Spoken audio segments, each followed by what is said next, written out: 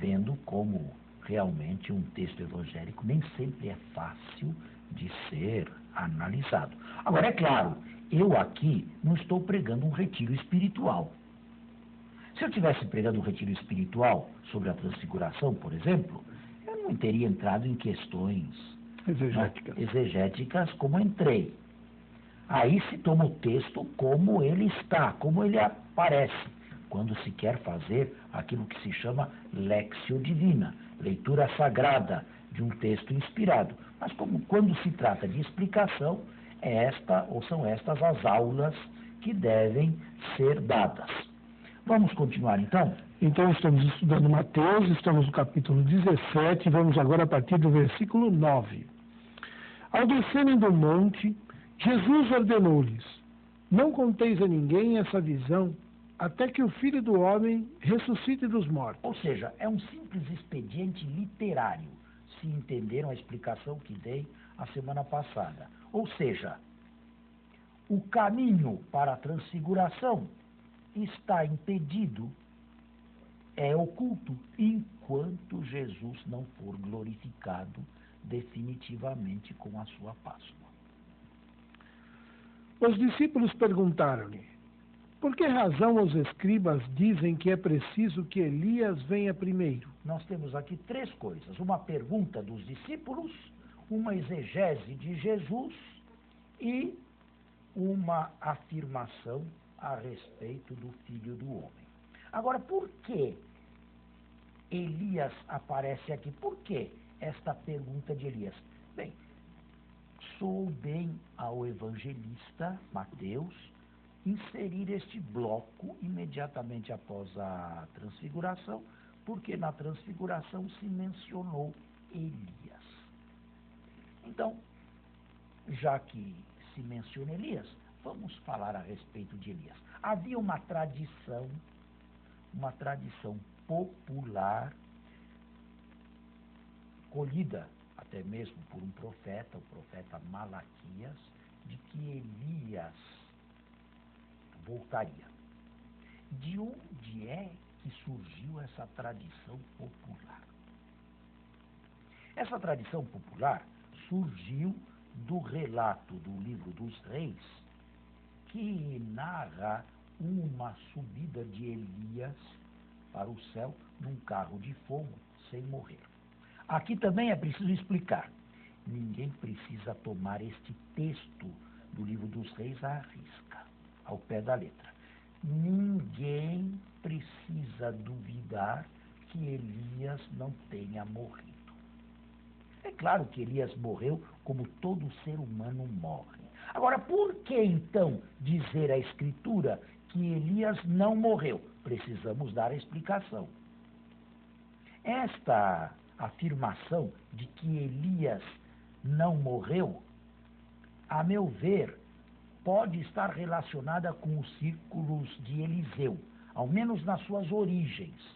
E ela queria dizer o seguinte: um homem de Deus, do naipe de Elias, não morre como um cachorro qualquer. Um homem de Deus é arrebatado. Se lermos o texto neste ângulo, Eliseu ou seus discípulos intuíram bem: um homem de Deus não morre. Um homem de Deus não tem o fim de um animal. Um homem de Deus misteriosamente aparece com Deus após a morte. Agora, criou-se uma lenda, um conto popular de um Elias redivivo. E um Elias redivivo que voltaria no final dos tempos. Esta lenda popular foi incorporada ao final do livro de Malaquias. Eis que eu vos envio Elias antes que venha o dia grande e terrível do Senhor. Ele converterá o coração dos pais aos filhos, etc. Na época de Jesus, havia círculos judaicos que esperavam realmente a vinda de Elias. E iria eu um pouco mais além, na exegese do texto. Após a morte de Jesus, judeus que não se converteram ao cristianismo poderiam perfeitamente ter tentado desacreditar as pretensões de Jesus, dizendo: escutem, vocês não leem a Bíblia?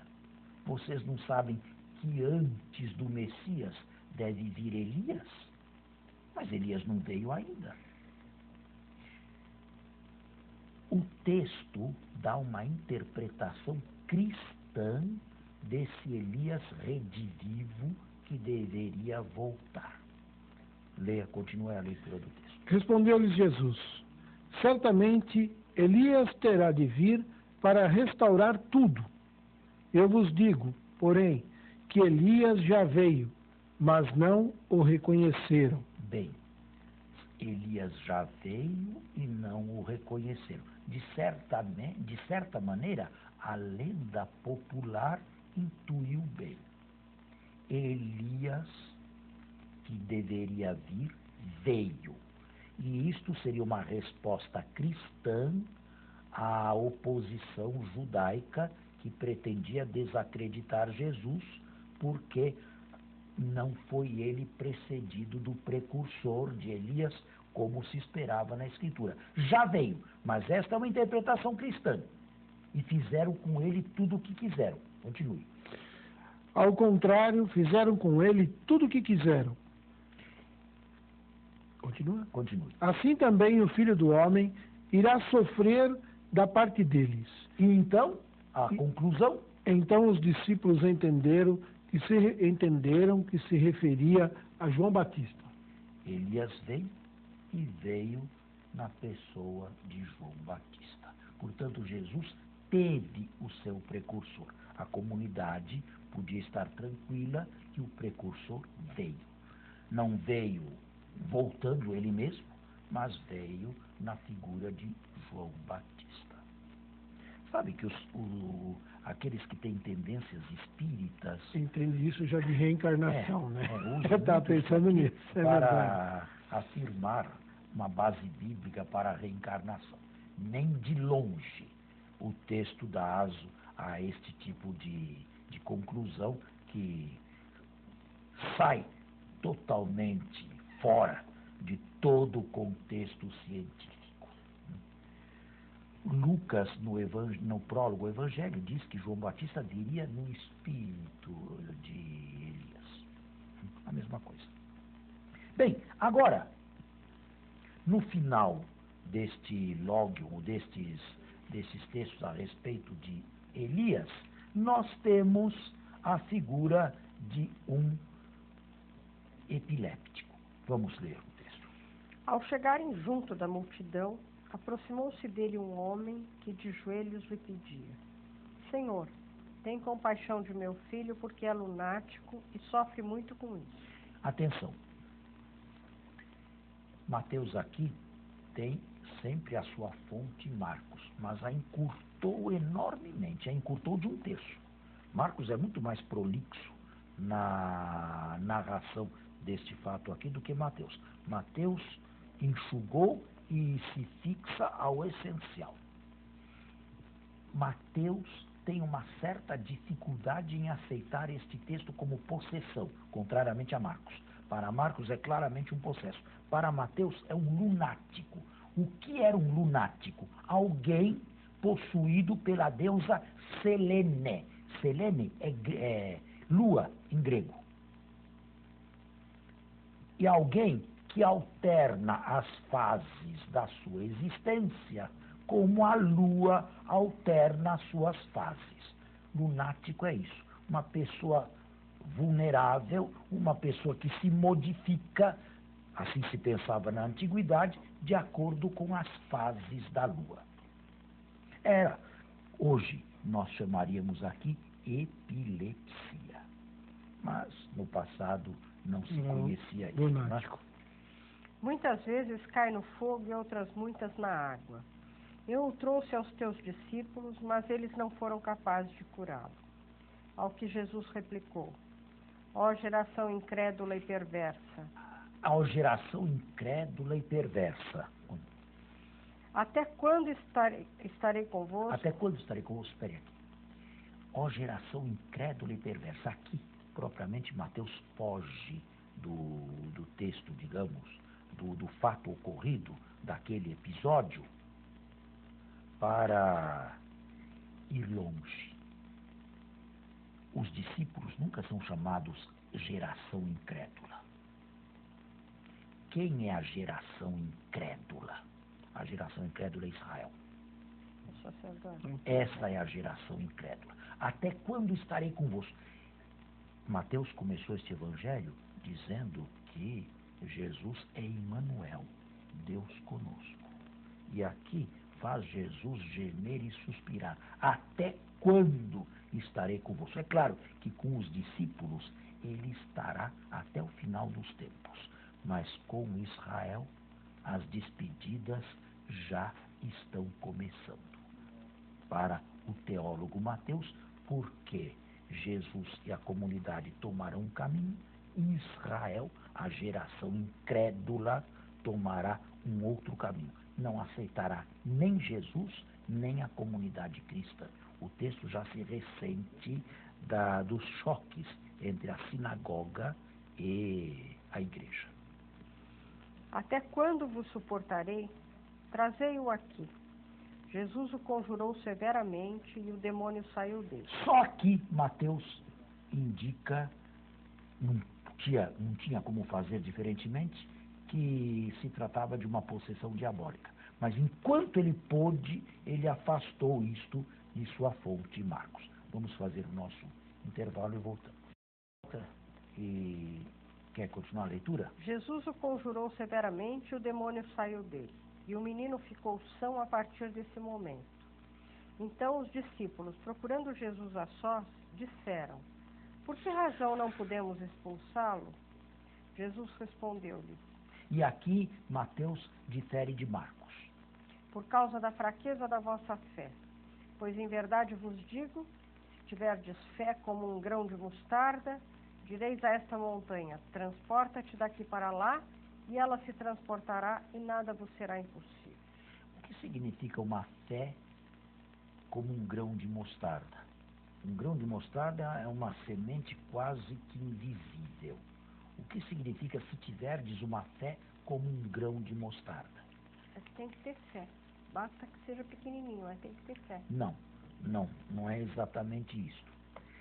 O grão de mostarda é pequeno, mas na sua pequenez ele encerra uma capacidade estupenda, uma capacidade fora do comum, uma capacidade espetacular. Ele é capaz de uma explosão, digamos assim. E é o que acontece, né?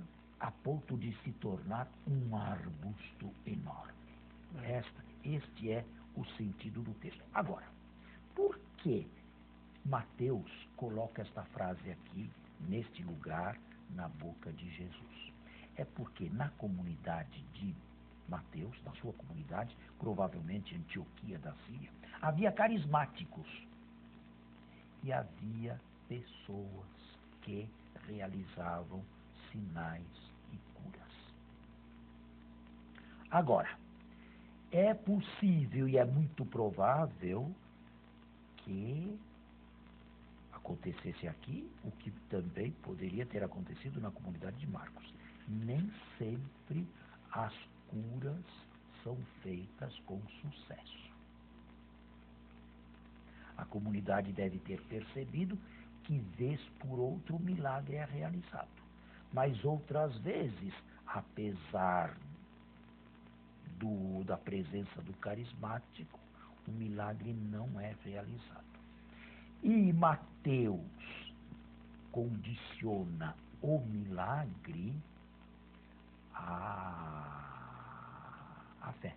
E a falta do milagre, o fracasso do milagre, a falta de fé. Agora, como é que a igreja assume isto aqui? Normalmente, alguém pode imaginar que a igreja, não aceite milagres ou muito dificultosamente se abre ao milagre. O milagre, enquanto tal, pelo menos esta é a concepção de Mateus, se realiza. Não que seja a granel, mas ele está presente como uma realidade palpável na fé da igreja. Prova disso é que a igreja só canoniza santos e os beatifica também se houver milagre. Até hoje. Sim. Existem inúmeros beatos que estão esperando apenas um milagre para a canonização. Se houver o milagre, tudo está pronto. Mas enquanto o milagre não acontecer, não será canonizado. Isso significa que a própria igreja oficial aceita a presença de milagres. Para o evangelista Mateus vai mais longe ainda. Os milagres devem acompanhar a vida de uma comunidade cristã. Mateus não diz que eles acontecem a cada minuto, mas devem acompanhar. Seria uma exegese racionalista e uma exegese minimalista querer contentar com o pouco. Ou melhor, tornar o status quo o oficial, o término, o desejável, e não buscar absolutamente o extraordinário. Querer, de certa maneira, banir o extraordinário da vida cristã. Repito, quem faz isso estabelece que o normal e o total cristão se dão no status quo. O evangelista se insurge. Deus agiu e Deus age na história da igreja através de sinais e milagres também. Agora, é claro, é preciso tomar um meio termo e um bom senso nisto aqui. Se de um lado eu aceito e tenho que aceitar a presença constante de milagres na igreja, por outro lado, devemos também tomar muito cuidado em não transformar tudo em milagre. Né? Exatamente. Menos ainda, provocar milagres ou estabelecer dia e hora em que o milagre deve acontecer. Pior ainda, hein? Terrível. Bom, então vamos agora no versículo 22. E aqui nós temos 2 versículos soltos também em Mateus. Estando eles reunidos na Galileia, Jesus lhes disse: O Filho do Homem vai ser entregue às mãos dos homens, e eles o matarão, mas no terceiro dia ressuscitará, e eles ficarão muito tristes. E eles ficaram muito tristes. Desculpa. Bem, é o segundo anúncio da paixão, não há muito mais o que acrescentar. Agora, para Mateus, estes 2 versículos aqui, imediatamente antes do tributo do templo, fica difícil de ser entendido além do que já está escrito. Agora, vamos ao que nos interessa, e acho que é o último de hoje, né? Esta perícope a respeito do tributo. Quando chegaram a Cafarnaum, os coletores de dracma aproximaram-se de Pedro e lhe perguntaram: O vosso mestre não paga a de dracma? Pedro respondeu: Sim. Ao entrar em casa... Bem, vamos parar aqui um pouquinho. Sim. Vamos parar aqui. O que é esse imposto que se devia pagar? Nós devíamos remontar-nos à época persa do Antigo Testamento, quando o erário real, ao menos nominalmente, se encarregava das despesas do templo, ou do culto do templo. Na verdade, concretamente, nunca fizeram nada, além de mostrarem boas disposições. Nunca passaram essas disposições de disposições. Porém, aos poucos se foi formando uma opinião de que os próprios judeus deveriam contribuir para a manutenção do templo. Seria um imposto israelita judeu para a manutenção do culto do templo. Uma espécie de imposto religioso. Este imposto religioso só se compreende enquanto o templo existiu, ou seja, até 70 da nossa era. Acontece, porém, que quando o templo foi destruído e os judeus aniquilados por Roma, o imperador Vespasiano transformou este imposto dos judeus ao templo de Jerusalém, que não mais existia, num imposto obrigatório para se manter o culto a Júpiter Capitolino em Roma. Vejam a humilhação dos judeus ao terem, por ordem do imperador, que pagar um tributo pesado para a manutenção de um culto pagão. E o imperador Nerva, contrariamente ao que se diz, não retirou esta humilhação, este opróbrio dos judeus. Agora, a época em que o texto foi escrito, este texto aqui, o templo não existia mais. E, portanto, não se pagava mais para o templo de Jerusalém. Portanto, este texto só pode ser entendido se ele foi criado antes de 70. Embora escrito posteriormente, aqui no Evangelho de Mateus, ele só é compreendido antes da destruição do templo no ano 70 pelos romanos. Então, sim, os israelitas, os judeus, tinham que colaborar, mas os saduceus, contrariamente aos fariseus, diziam que esta oferta devia ser uma oferta livre, voluntária, de cada um. Continue a ler o texto. Ao entrar em casa, Jesus antecipou-se-lhe, dizendo: Que te parece, Simão? De quem recebem os reis da terra tributos ou impostos? Dos seus filhos ou dos estranhos? Quem são os filhos aqui? Os filhos são o próprio povo de Israel. Dos filhos ou dos estranhos? Leia. Como ele respondesse. Dos estranhos. Jesus... Portanto, a oferta dos filhos, isto é, a oferta dos israelitas, deveria ser uma oferta livre, uma oferta voluntária. Jesus lhe disse: Logo, os filhos estão isentos. Ou seja, os israelitas os verdadeiros israelitas não devem obrigatoriamente pagar este tributo aqui. Por via de consequência, os judeus cristãos também estão livres deste tributo. No entanto, mas para que não os escandalizemos, vai ao mar e joga o anzol. E aqui vem uma pequena lenda. Isto aqui não precisa ser entendido ao pé da letra. O primeiro peixe que subir, segura-o e abra-lhe a boca. Achareis aí um estáter.